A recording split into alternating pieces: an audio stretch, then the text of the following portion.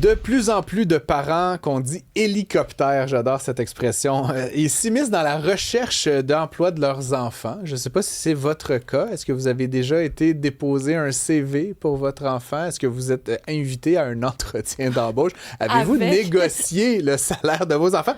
Écoute, moi j'entends ça, un pur produit des années 80, je trouve que ça n'a pas de maudit bon sens, mais apparemment, c'est de plus en plus fréquent de voir des parents qui contactent des employeurs, qui participent aux entrevues, qui sont vraiment dans la carrière, surtout au démarrage là, de leurs plus jeunes. C'est une pratique, qu'on peut dire particulière, là, je vais réserver mon jugement, mais qui, objectivement, peut nuire à l'image du candidat ou de la candidate en laissant croire que cette personne-là, clairement, manque d'autonomie, est incapable de négocier pour lui ou pour elle-même. On en parle avec Jenny Ouellette, qui nous fait le plaisir d'être en studio. Bonjour. Salut. Merci d'être avec nous, cofondatrice de Bon Boss et de la plateforme d'aide au recrutement Nouveaux Défis. Qu'est-ce qui pousse les parents là, à vouloir s'impliquer dans la gestion ou carrément dans les actions à poser pour décrocher un emploi et signer un contrat? Là? C'est vraiment une bonne question. Il faudrait leur demander, mais je pense que c'est vraiment pour pouvoir aider l'enfant à devenir plus autonome, commencer sa carrière, sa vie professionnelle. Peut-être aussi c'est pour les inciter à sortir, trouver des nouvelles passions, mais c'est quelque chose qu'on voit et de plus en plus, mais c'est quand même un phénomène qui existe depuis plusieurs années. Là, je pense que ça avait même été ressorti dans la presse en 2012. Là, donc, ça fait plus de 10 ans qu'on voit ce phénomène-là émerger. Est-ce que, je ne sais pas si tu suis ça, mais est-ce que c'est de plus en plus fréquent, de plus en plus grave? C'est comment... Je ne sais pas si c'est de plus en plus fréquent, mais je pense que c'est plus intense dans le sens où auparavant, peut-être qu'il y a un parent qui veut aider l'enfant à se trouver un emploi. Ça, c'est correct. Jouer, par exemple, l'intermédiaire, une référence. Puis on le voit aussi des amis. Est-ce que tu connais quelqu'un, par exemple, qui cherche un emploi, peu importe, quelqu'un qui recrute. Donc, on le voit qu'il y a quand même l'entremetteur. Mais de là à s'introduire vraiment dans le processus, d'être présent à l'entrevue ou de demander des justifications à, par exemple, l'employeur qui aurait refusé une candidature, ça, j'avoue que je ne l'ai pas vu. Puis j'ai commencé à faire du recrutement en 2009, 2010, et je le voyais, par exemple, des parents qui pouvaient, tel jeune est référé par un ancien employé ou autre. Ça, je trouve que c'est des normes qui sont acceptables. Mais là, d'avoir vraiment un appel ou un parent présent... Oui, c'est ça, exact. Oui, effectivement. Et je le disais, ça peut carrément nuire au candidat ou à l'employé éventuellement là, d'avoir ce tiers là, qui est un parent dans la relation. Comme employeur, comment on doit se positionner? On veut embaucher quelqu'un, le parent débarque ou le parent nous appelle... Si j'étais un employeur, quel conseil? Comment je deal avec... Moi, personnellement, je t'avoue que je tombe en bas de ma chaise quand j'entends juste comme ça. Comment un patron ou un employeur doit réagir? Bien, moi, dans la vie, je forme des gestionnaires. Là, je suis vraiment plus avec... bref, je fais des ateliers avec des gestionnaires et je me souviens d'un moment où il y a des gestionnaires qui disaient qu'est-ce qu'on fait vraiment pour intégrer quelqu'un? Puis ils se sont mis à parler justement des parents qui sont là, puis on leur dit est-ce que vous pouvez quitter? Puis ils insistent pour rester. Donc, le conseil que je dirais... Cybèle est un peu plus jeune que moi, elle n'en revient pas, elle non plus. Non, mais c'est parce que quel message d'autonomie ça envoie de capacité décisionnelle avec papa-maman qui est derrière pour affirmer ou infirmer tout ce que tu dis. Justement, oui, définitivement, mais...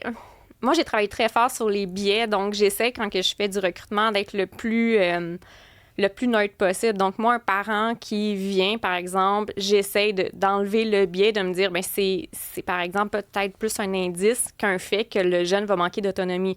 Parce que d'avoir un parent comme ça, peut-être que oui, ça peut faire en sorte que le jeune est forcé d'aller déposer un CV. Ça, j'aime pas ça. Puis je crois que l'employeur doit le savoir. C'est quoi la motivation réelle pour se trouver un emploi? Est-ce que ça vient du jeune ou ça vient du parent? Parce que parfois, la ligne est un peu mince.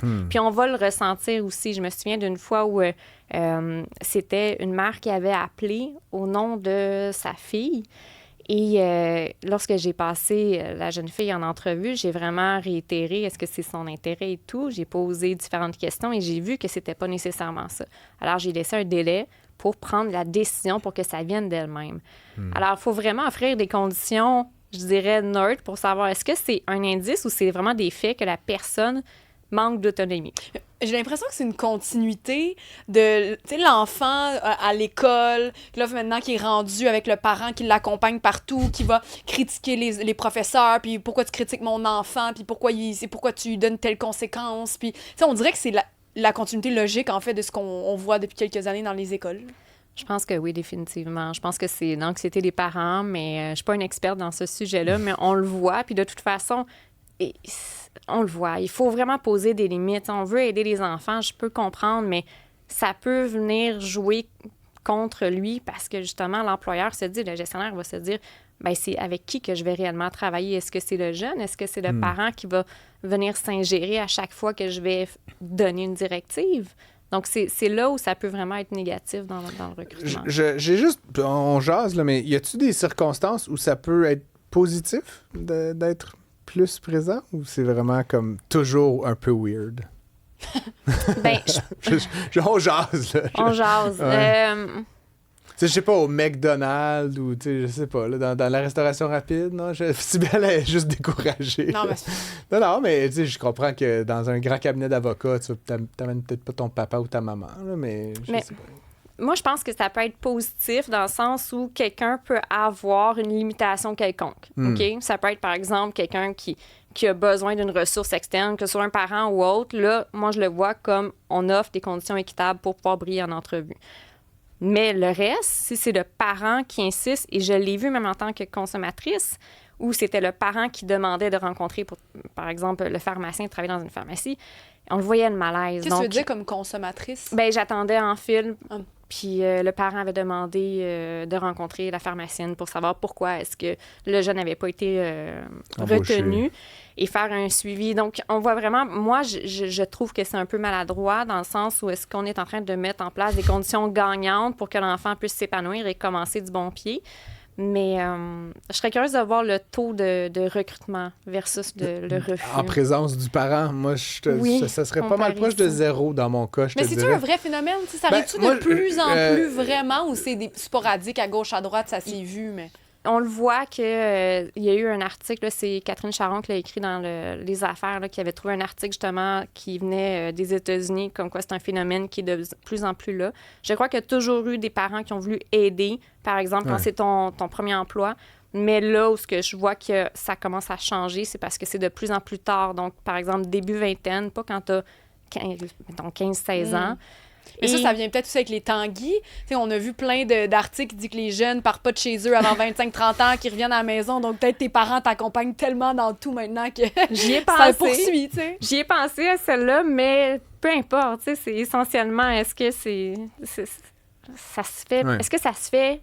Je ne sais pas et je ne pense pas, en fait, parce que ça vient mêler les cartes avec le gestionnaire qui va devoir bâtir une relation avec le futur candidat et futur employé. Donc, je pense que c'est nuire. On a Eric qui s'ennuie, Eric de Richard Martineau, clairement, qui nous dit « Les petits lapins » qui se pointent avec la maman pour une entrevue. Je le retourne à son tricycle. Mais ceci dit, blague à part, il y a quand même des choses, tu l'as dit un peu plus tôt, que les parents peuvent faire là, pour préparer leurs jeunes. Déjà, faire chauffeur pour aller déposer plusieurs CV. Là, des fois, là, surtout quand on est jeune, on peut en déposer 20. Là, fait que d'accompagner juste comme chauffeur, là, c'est-à-dire c'est quand même le jeune qui va faire l'effort. Préparer les jeunes justement aux entrevues, des choses comme ça. Il y a quand même plein de trucs qu'on peut faire sans être nécessairement face à l'employeur. Si tu avais un conseil à donner, mettons, aux parents là, qui veulent justement ne pas trop s'ingérer, mais donner le plus de chances possible à leurs enfants, c'est quoi la petite checklist, là, mettons, Jenny Ouellette, qu'on doit déployer? J'aurais 3 conseils. Le premier, où aller le reconduire, s'assurer qu'il est moins stressé. Ça peut être aussi banal que mets un Kleenex dans ta main ou un objet qui va faire en sorte de enlever ton stress. Donc, avoir un outil qui va l'aider à diminuer son stress. Le coacher, le préparer à répondre à des questions. Ça se fait pas 1 heure avant. Ça peut se faire la semaine d'avant ou même juste quand vous êtes avec le jeune que vous voulez favoriser son autonomie. Également, peut-être l'aider avec du bénévolat. Donc, s'assurer, par exemple, est-ce qu'il peut vous assister, faire même une journée, aller voir dans votre milieu de travail si c'est possible. Donc, vraiment, s'assurer avec le bénévolat qui serait utile. Idée de même. Puis peut-être que comme entrepreneur, vous allez m'entendre en disant c'est vraiment pas une bonne idée, mais pourquoi pas juste vous inscrire à faire des entrevues de jobs que vous voulez pas réellement? Juste, c'est peut-être pas, je veux dire, correct, L'experte mais en ressources humaines qu'est-ce que t'en une penses? Tu sais, tu réaction dis, très gars, je veux pas spontanée. vraiment travailler au McDo, mais je vais mettre mon CV, ils vont m'appeler, je vais faire une entrevue, ça va me pratiquer un peu. Puis tu vas dire non. Ouais, finalement, j'ai trouvé autre chose. C'est chiant pour l'employeur. Non, Ben, c'est pour ça que je pose la question. Je pense pas. Je pense en fait que ça va juste faire une tâche sur leur CV, comme on dit. Là. Donc, la personne va travailler 3 semaines. Et moi, plus jeune, je gardais pas mes emplois. Là, Non, mais juste pour passer l'entrevue, je veux dire. Pas d'accepter la job, là. Peut-être. Ça peut-être. C'est peut-être une super Ou mauvaise d'aller- idée aussi, là. Ça se peut, là. Peut-être, il faut ça. se pratiquer. Mais sinon, pourquoi pas aller travailler dans les champs avec les agriculteurs? Donc, ils cherchent plein d'endroits.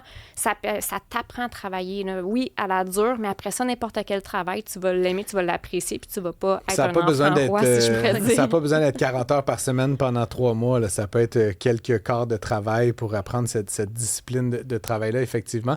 Moi, je finis avec ça. J'ai un client qui m'a écrit il y a quelques mois. Il m'a dit, peux-tu recevoir mon fils? Là, il termine ses études.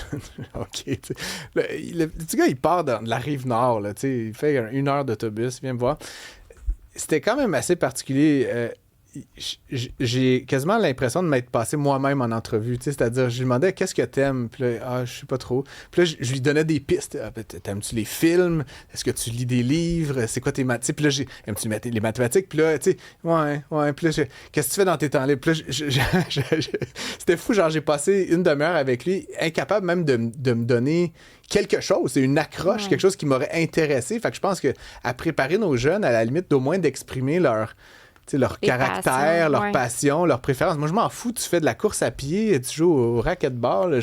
Dis-moi quelque chose qui a un minimum de... Ou juste une question comme qui t'aimerais être dans 5 ans? Parce que les passions, ils savent pas, mais on les invite justement à savoir qui tu voudrais être, quelles compétences t'as envie, parce qu'on les amène vers le futur. Parce que savoir qui t'es réellement à 16 ans, 17 ans, c'est un peu plus compliqué. Donc moi, je les amènerais vers le futur où je les ferais juste venir comme on va faire un test 5 minutes et on va voir qu'est-ce que ça fait. Essaye de travailler pour voir ses compétences, qu'est-ce qui est transférable. Puis l'autre chose que j'aimerais juste rajouter, c'est davantage le fait que peut-être que le parent va s'incruster et être maladroit dans le processus de recrutement, mais ça se peut que le jeune, lui, décide de comment je pourrais dire, décide justement qu'il veut se libérer de ce fardeau-là, si je pourrais dire. Donc, de ne pas pénaliser les jeunes à cause qu'un parent est maladroit. Et on le voit chez les bons boss qu'avant l'âge de 25 ans, l'expérience de travail que tu vas avoir peut vraiment marquer qui tu vas être comme futur gestionnaire. Donc, ça, c'est vraiment faire attention à nos jeunes, ça peut être intéressant. Oui, surtout qu'ils ont eu quand même un peu des temps difficiles ces dernières années, les jeunes, avec la pandémie, le ralentissement économique. Donc, il faut leur donner une chance, même si des fois c'est les parents qui insistent, effectivement. Jenny Ouellette, merci beaucoup d'être passée nous voir. Je rappelle que tu es cofondatrice de Bon Boss et qu'on parlait de ces parents hélicoptères qui sont peut-être un peu trop près de leurs enfants. Merci. Merci.